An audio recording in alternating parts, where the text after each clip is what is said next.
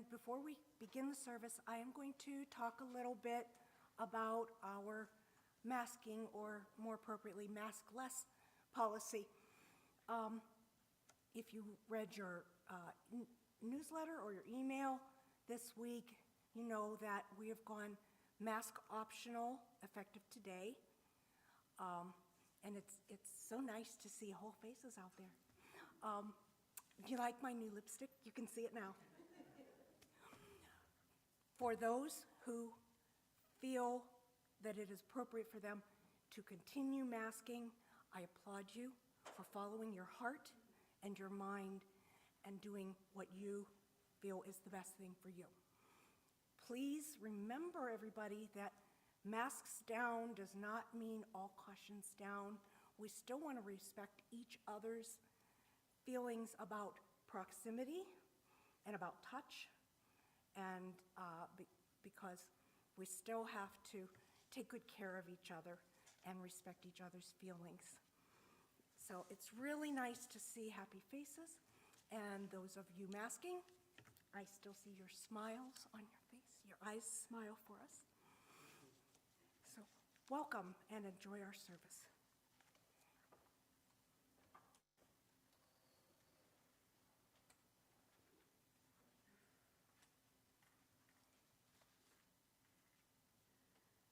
Welcome to the First Unitarian Church of Universalist Church of Indiana, Pennsylvania. At this time, we ask that our online participants mute their microphones until coffee hour. Please rise in body, voice, or spirit and join me in singing our opening hymn, number 1000, Morning Has Come. Words will be in your teal hymnal and posted on screen by our tech hosts.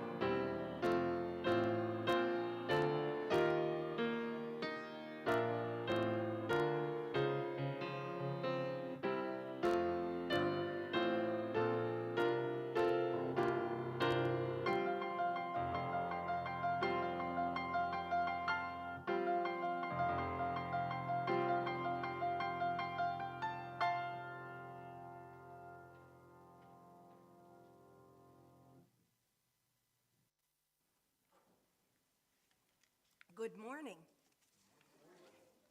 And welcome to the First Unitarian Universalist Church of Indiana, Pennsylvania. I'm Nonna Randall, the president of your Board of Trustees, and I'm very happy to be here with you and to see your faces. On behalf of the entire congregation, I welcome you here this morning, whether in person, on Zoom, or via YouTube. If you are here for the first time, welcome. Please take a moment to fill out a blue visitor's card. You can find one in your hymnal or in the entryway. This will help us make sure you receive information about our church's programs and services. If you're with us online, send an email to office@firstuu-indianapa.org to become connected to our newsletter. On Zoom, please note the chat button below the video screen and use that feature for our greetings, chalice lighting, and for joys and concerns during the service. On Zoom, please note the chat button below the video screen and use that feature for greetings. I'm sorry, I'm on the same line again. The First Unitarian Universalist Church of Indiana, Pennsylvania is a member congregation of the Unitarian Universalist Association. We are self-governing congregations united in a web of mutuality that creates our denomination. We have no creed or doctrine, teaching that all individuals have the right and the responsibility to discern and follow their own spiritual path. We come together to support and assist each other on our journeys and to build our beloved community together. I invite you to stay after the service to greet one another and rejoice in our mutual presence. We will open up the microphones on Zoom for coffee hour, and folks here in person are welcome to greet those joining us electronically at that time as well.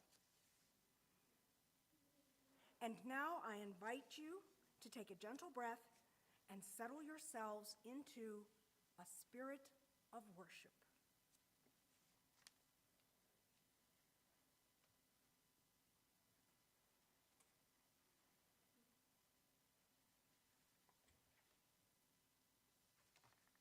Our call to worship today comes from the Reverend Scott Taylor.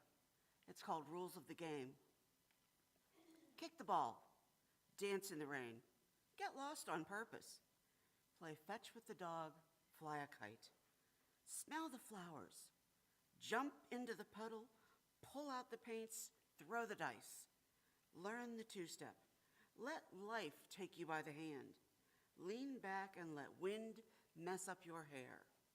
Laugh, live, live.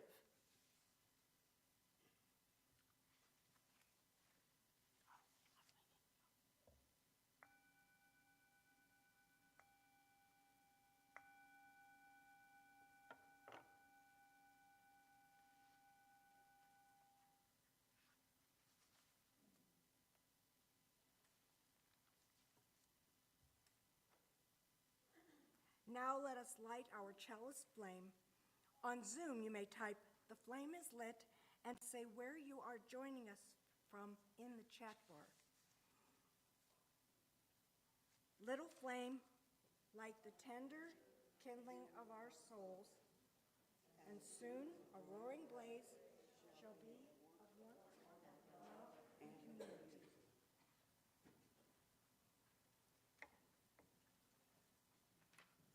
I invite you now to rise in body or spirit and join in singing hymn number 311, "Let It Be a Dance."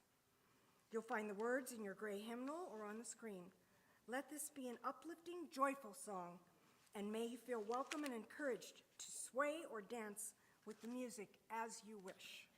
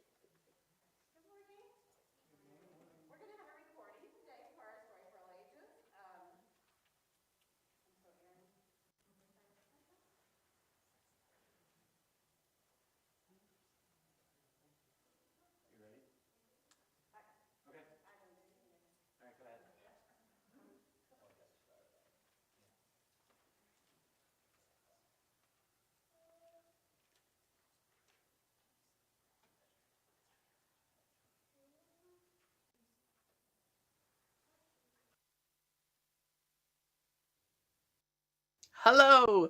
Our time for all ages today is P is for pterodactyl, the world's worst alphabet book, where all the letters misbehave and make it nearly impossible to pronounce anything.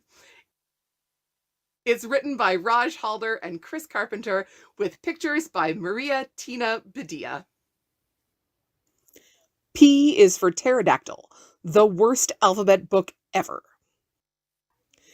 A is for isle. The bread aisle had not been cleaned in eons, and 9 tiny beasts meet to have a feast. B is for delium. We doubt anyone knows what delium is, but it's the only word weird enough to begin with a silent B. C is for czar. Shh! The fascinating czar is secretly part Czech. D is for Djibouti. The boat race begins when the handsome judge from Djibouti drops his handkerchief from the bridge. E is for you. Eileen the ewe was so euphoric the wolves were eaten, she even gave the eulogy. F is not for photo, phlegm, phooey, or phone. F is only for photo when you speak fluent Spanish at home. G is for gnocchi. The gnome yells, "Waiter, there's a bright white gnat nibbling my gnocchi!" H is for air. The honest heir admits that herbalism isn't his cup of tea. I is not for I. We asked the pirate if he had 2 eyes. He said, "Aye, aye." J is for Hiali. Juanita and Bjorn happily played Hiali before eating fajitas in Juarez. K is for knight. The noble knight's knife nicked the knave's knee. L is not for L. An elephant named L rode the L train halfway to El Paso and dined on hearts of palm with her folks. M is for mnemonic, but now Mr. M can't remember why. N is not for not. N is for naughty children who will sing solemn hymn when autumn comes to an end. O is for Ouija. The French leopard said, we'd love to play Ouija with the wee witch from Oaxaca. T is for pterodactyl. Ptolemy, the psychic pterodactyl, struggles with psoriasis. Q is for quinoa. We can enjoy quinoa and quiche by the K's of Qatar. R is not for R. In England, the Queen proclaims, "We aren't saying the R's in butterfly, shark, or lizard." S is for seas. Cece swam through the debris in the seas to see the imaginary Isle of New Arkansas.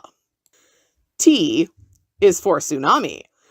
The charging tsunami washed away all of Tchaikovsky's tchotchkes. U is not for you. You never could have guessed that the wolf was disguised as the ewe. V is for 5. How romantic. W is for wren. The wren wrapped the rabbit's gift in red but forgot to write a note. X is for xylophone. Xavier's extra arm made him an exceptional xylophone player. Y is not for Y. But Eve, who is wearing yellow shorts, yells, "Why is the Eiffel Tower upside down?" Z is for Zhivago. Good night, Zhivago the zebra. I've enjoyed our rendezvous.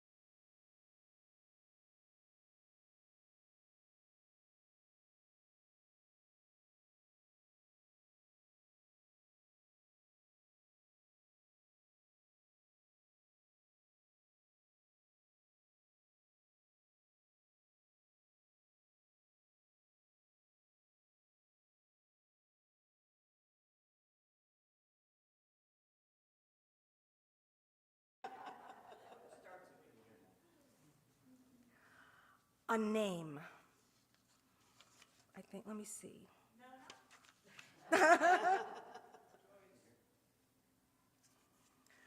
Okay, 2 adjectives. Silly.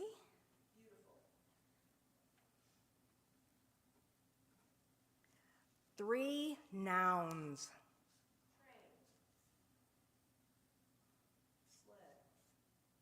Barn. 2 body parts. I'm sorry? Sarah again? Hand. And a foot. A place. Chicago. A verb. Running. Run. Run. Okay. Another adjective. Dark. A feeling. Say it. A feeling. Did I hear you say something, Anthony? No. Joy. That's a great one for today's theme. And another name.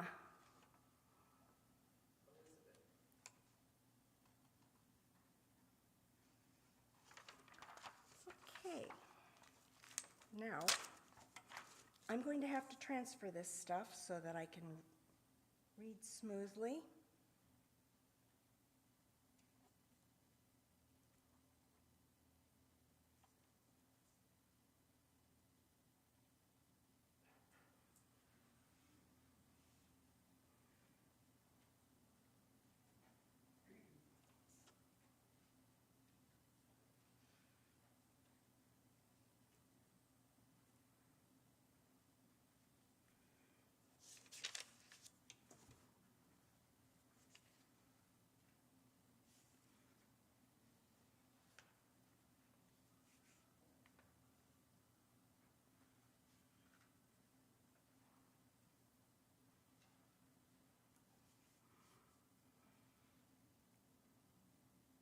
Okay, thank you for your patience while I did that. Okay, I hope some of you have played Mad Libs before. Anybody? Okay, in this game we place a selection of words chosen from a group into a pre-written story, poem, or piece of literature to create a new, never-before-seen creation. Now, let us use our gathered words from you all to give us a call to faith for today. Go out into the Paris and Djibouti. Give Nana something of your silly vision. You may possess beautiful trains, but uncover it. Let it shine.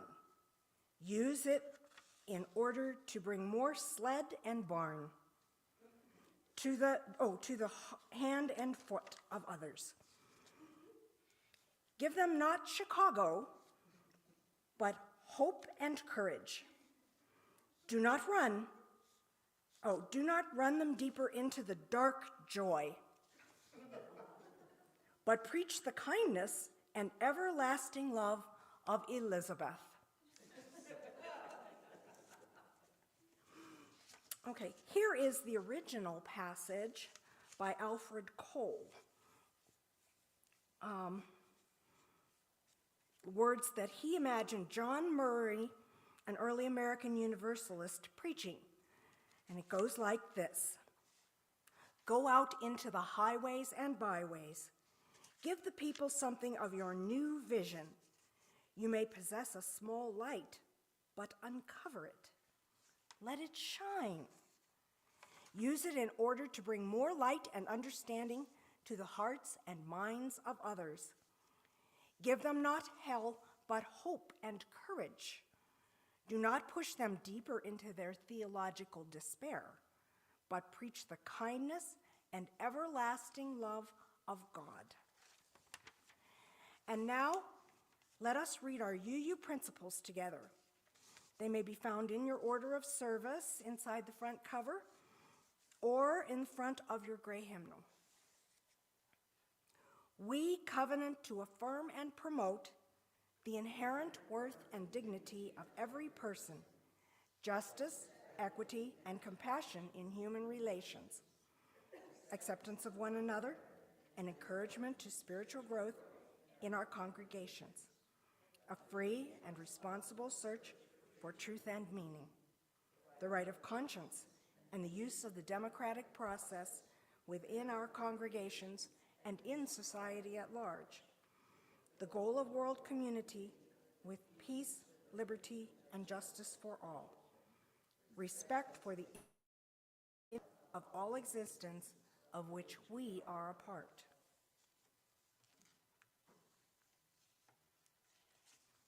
Our centering words are "Go Play" by Marisol Caballero.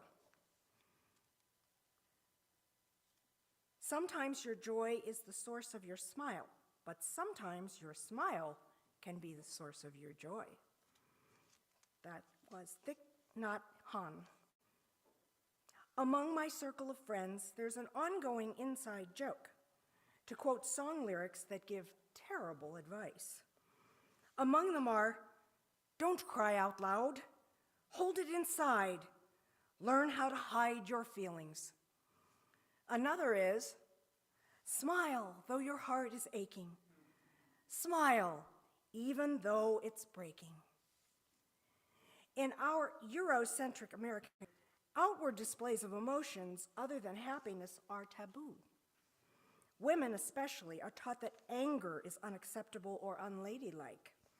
Just listen to how country singer Miranda Lambert sings about her mother's rebuffed advice.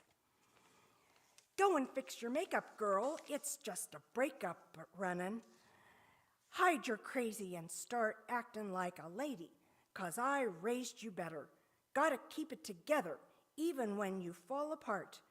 But this ain't my mama's broken heart." Of course, it's not just women who feel the pressure to control their difficult emotions. Men are pressured to be manly about how they express theirs too. There are definitively acceptable and unacceptable means of expressing sadness, anger, frustration, or any other emotion that's deemed unpleasant. When our emotions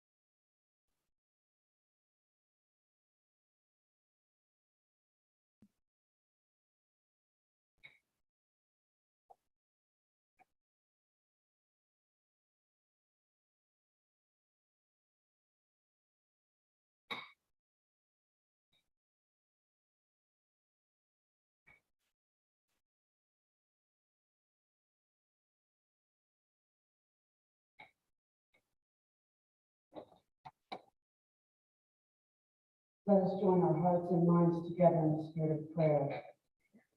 Spirit of life and love, we gather together to share in unity these milestones of our living.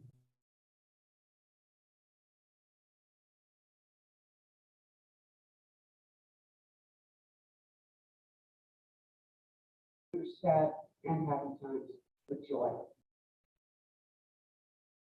Thankful to see new adults and kids today. From Tina, sorrow. My sister-in-law Annie passed away last Sunday. Please hold her family in your hearts as they navigate this time of grief. And her joy is, I'm home in Indiana and in this church after nearly a month. I guess this is a joy, but anyway, the League of Women Voters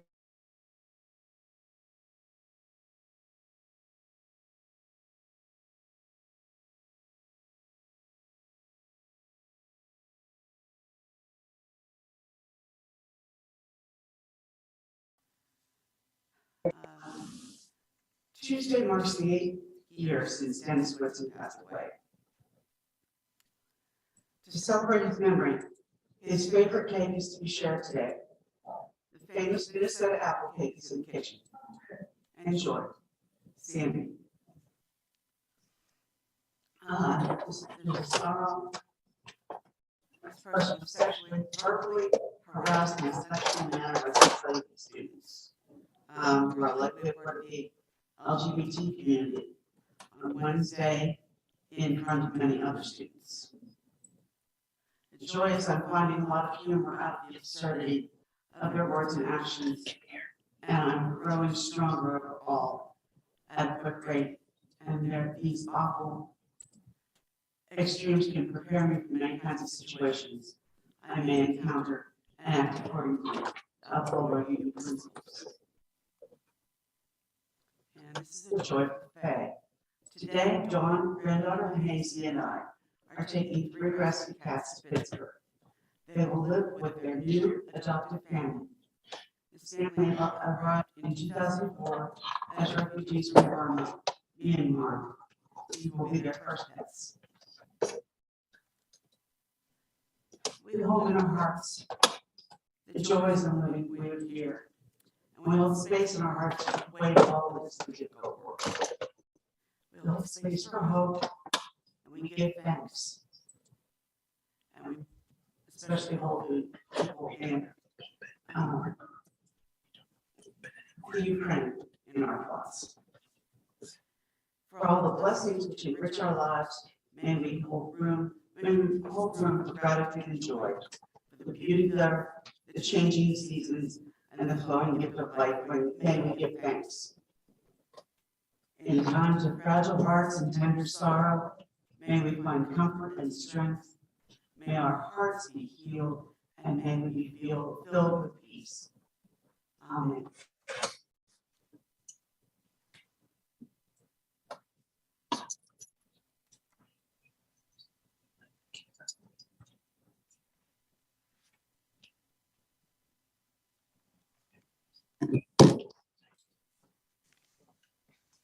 At the First First Church in Indiana, we share the plate by giving a portion of every week's donation to an organization outside of the church. This is part of our congregation's mission to promote compassion and responsible thought and action in the world by giving back to the community around us every week. So when you give this morning, know that you are making an impact not only for this congregation, but also in the wider community through our shared giving.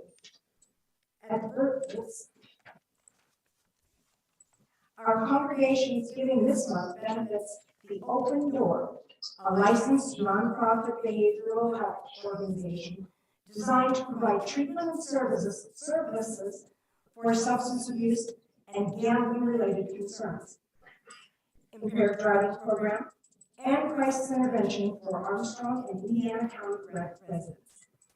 The Open Doors mission is to empower individuals to take steps toward hope, courage, and recovery. As a Congregation, we are glad to give both within and beyond our walls. Please give generously as you are able, as we share in singing our offertory song, hymn.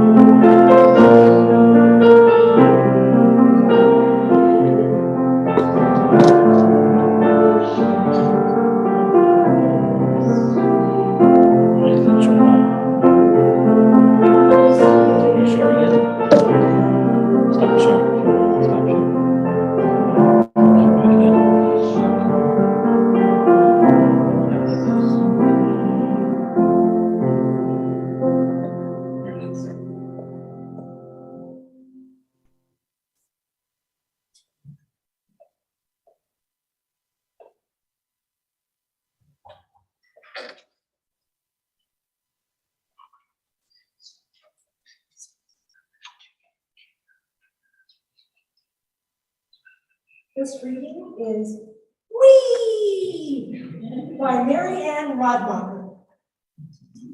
Every once in a while, make no plans. Have the nerve to walk out the door and let possibilities introduce themselves. Wonder, imagine, stare, be surprised. Parades will find you. Travel in your armchair with a book, on a boat, in a car, in your thoughts, on a bike or any vehicle that will take you from the walls of your own knowledge to someplace other. Other gestures, smells, words, tastes, views. Look upon the world through windows other than your own. Learn to be good company to yourself. A bit of joy passes by because there was no one to go with. A party of one is sometimes the best time. Dance by yourself, anywhere there is room in your house. There is something invigorating, even a bit magic, to music, to movement, and a touch of laughter. Go ahead, dance. Enjoy participating in the unexpected. A little turn of whimsy is a gift. A quick, cool rain shower on a hot, dusty day. Enjoy flowers for no reason. Visit an old friend. Read a stranger. Tell a sweet little joke in line at the grocery store. What did the snail say as he climbed on the back of the turtle? Whee! Play can happen anywhere. You are the toy.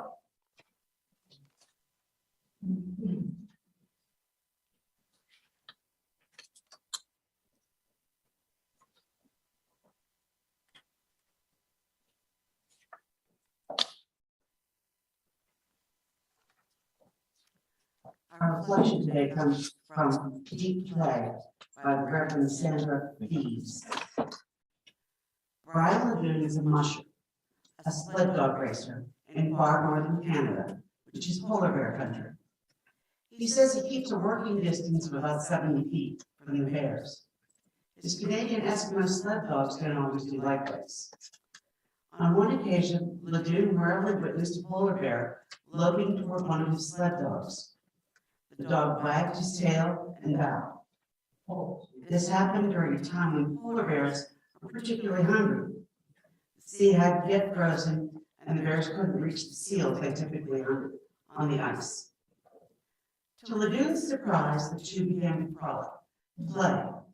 They rolled around and wrestled in the snow. They embraced and nipped at each other. The dog knew something Lagoon didn't know. The bear had signaled its playful intent while it approached. The dog in turn had signaled its playful intent. The bear actually returned every day for the next week to romp with the dog. And then, when the ice finally thickened enough, the bear headed off for its hunting ground.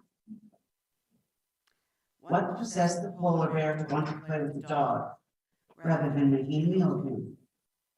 Why did the dog take the risk? Why did these two unlikely creatures become playmates? Why? Stuart Brown and Christopher Vaughan relate this story in their book, Play, How It Shapes the Brain, Opens the Imagination, and Invigorates the Soul. The title of the book pretty much tells the story of play, which is as vital to true aliveness as breath is to being alive. Children and animals know this. They engage in play naturally. If left to their own devices, they play. That's what they do. They intuitively and instinctively play. For adults, play too often becomes seen as a waste of time, goofing off, or something to do in our spare time. At best, we set aside time for play, times of the day, week, or year. The Protestant work ethic, our culture of busyness, and drive for achievement keep a tight grip on us. Many of us are frantically trying to keep up with the day-to-day demands of work, family, and household. There is a constant urge and encouragement to demonstrate our worthiness and productivity. We need to get things done. And church can sometimes feel that way too. Go for a walk or take a vacation, get added to the bottom of the to-do list. Brown and Vaughan point out that play animates the mind and has physical, social, intellectual, and psychological benefits.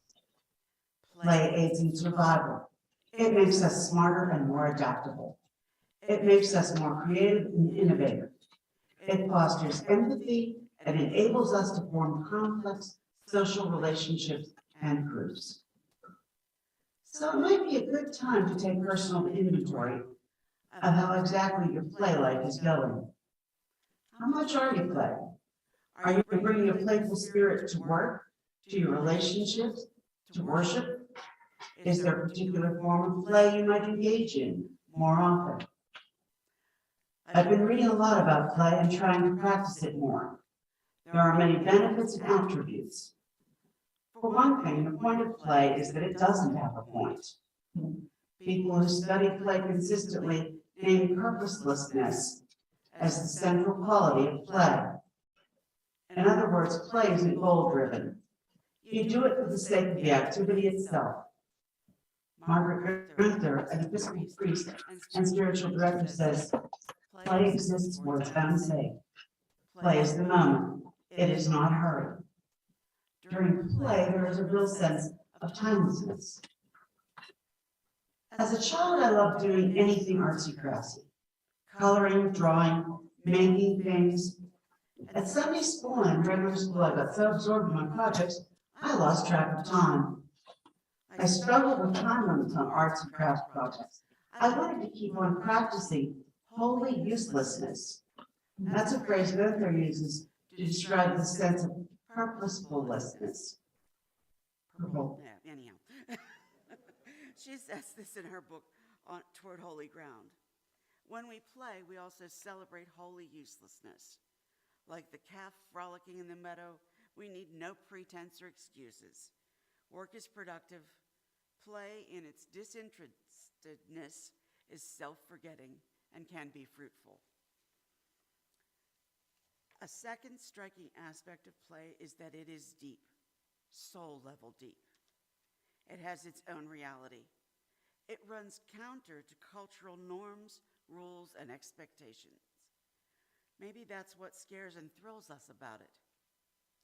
In her book, Deep Play, author and poet Diana Ackerman says, one sheds much of one's culture, and with it, countless technical and moral demands, as one draws on a wholly new and sense-ravishing way of life. We can lay aside our sense of self, shed time's continuum, ignore pain, and sit quietly in the absolute presence, watching the world's ordinary miracles. When it happens, we experience a sense of revelation and gratitude. Deep play invites us to give up control, give up certainty, and give up our preconceived ideas and rules. Diane Ackerman writes that deep play reveals our needs to seek a special brand of transcendence with a passion that makes thrill-seeking understandable, creativity possible, and religion inevitable. Religion may seem like an unlikely playground. So often we think of religion as being stiff, boring, structured, dogmatic, and serious. That has a lot to do with the kind of religious upbringing and experiences we've had. I don't think of our Unitarian Universalist religion as stiff or boring, and we certainly aren't dogmatic. But too much focus sometimes gets placed on church work rather than church play. UUs can be a driven group of people who want to save the world. That's part of the reason for religion. But we do well to remember that play helps us do that even better. Play helps build the beloved community we long for. It deepens relationships, builds bridges across our differences, promotes belonging, grows our souls, and cultivates harmony and love.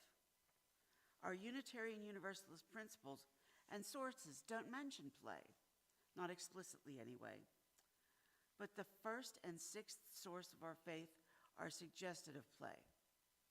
The first source draws us to the direct experience of transcending mystery and wonder, which moves us to the renewal of spirit and openness to forces that create and uphold life. Play and wonder go hand in hand. Play renews the spirit. Play opens us to creative forces. The sixth source draws on earth-centered teachings, which celebrate the sacred circle of life.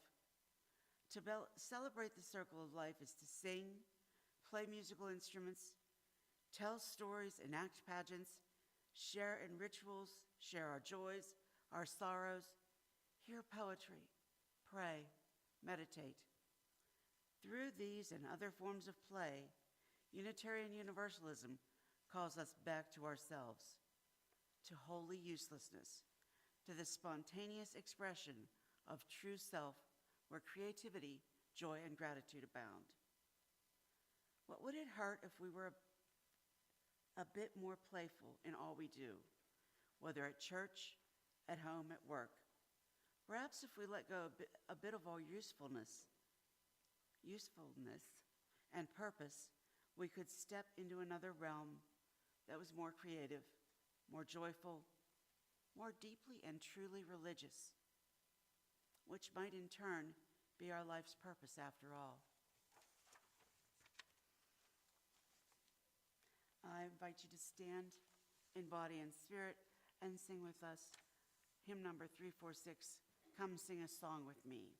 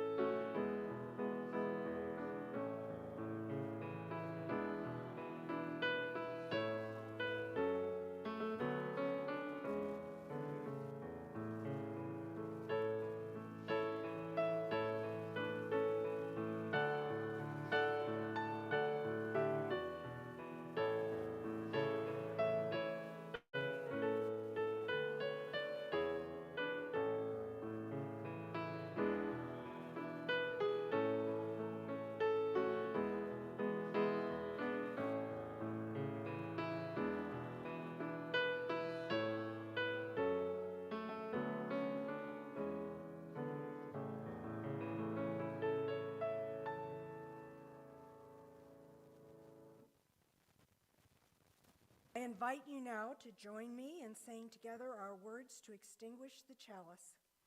We extinguish our chalice flame, but not the light of truth, the warmth of community, or the fire of commitment. These we carry in our hearts until we are together again.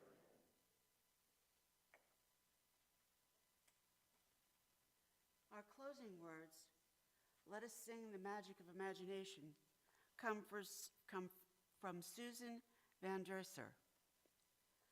Let us sing the magic of imagination, by which we know one another and learn the lives of eras gone by. Let us sing the magic of creation, by which we build the world of our soul and teach its wisdom to others, young and old.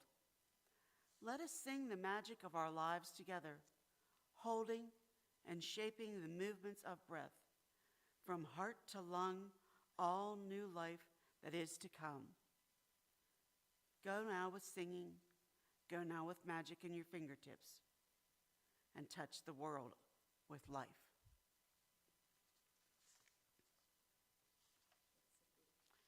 You are now welcome to unmute your microphones for coffee hour and conversation.